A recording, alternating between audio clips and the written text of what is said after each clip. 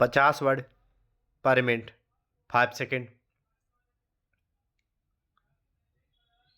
Start. हमारे अनुभव और व्यवहार की दुनिया यानी हमारा यथार्थ तकनीकी बदलाव के दबाव में दिन प्रतिदिन जटिल और कदाचित बेकाबू होता जा रहा है।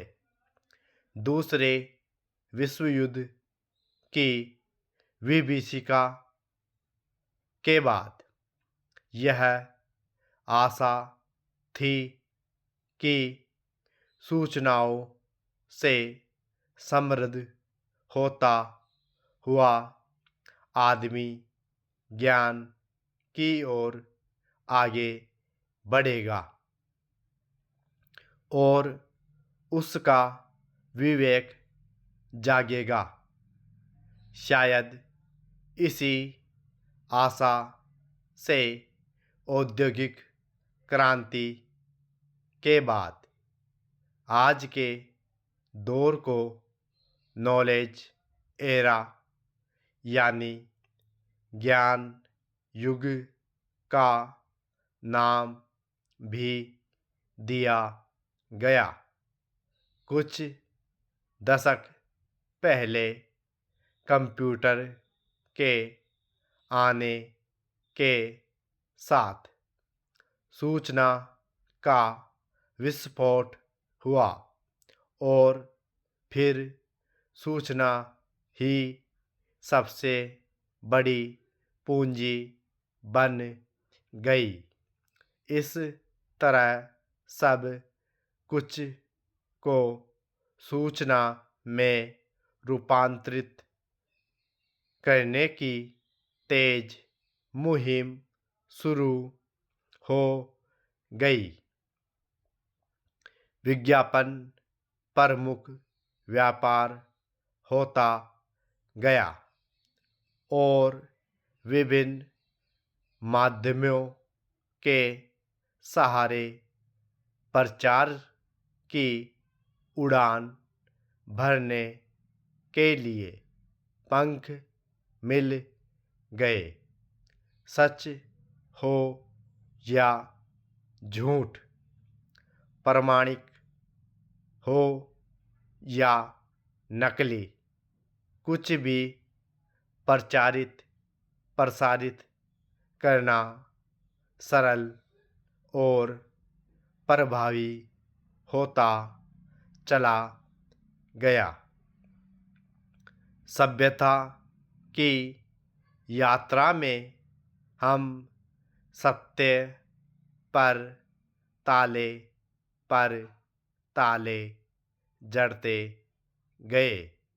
इसका परिणाम यह हुआ कि असत्य के बीच रहना और जीना स्वभाव बनता गया।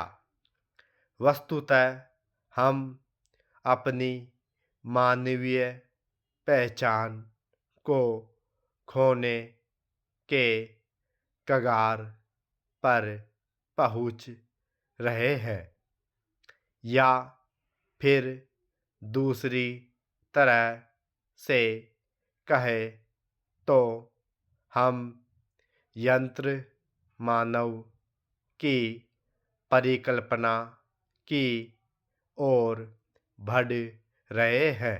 पैरा इन सब बदलावों के बीच गुजरते हुए आदमियत तथा आदमियों के बीच के आपसी रिश्तों नातों को हाशिए पर धकेलती प्रचंड तकनीकी सूचना क्रांति ने आदमी से उससे बहुत कुछ छीनना शुरू कर दिया। उसके विचार, भावनाएं, रचनात्मकता और निर्णय लेने की क्षमता आदि पर एक एक कर दावा बोला गया। सूचना तकनीक के इस लगातार बढ़ते हस्तक्षेप और वर्चस्व ने हमें यंत्र की सुनिर्धारित निश्चितता का भरोसा देते हुए अपने आकर्षण में बांध लिया। इस प्रगति ने मानवीय संवाद और अभिव्यक्ति पर अंकुश लगाते हुए आत्मसंतुष्टि को आत्मलीनता में बदलना शुरू किया। फलतः समाज में अकेलेपन और अलगाव की प्रवृत्ति बढ़ने लगी, जहाँ आत्म-श्लाघा खूब बढ़ी, वहीं सहिष्णुता और पारस्परिक विश्वास को धक्का लगा।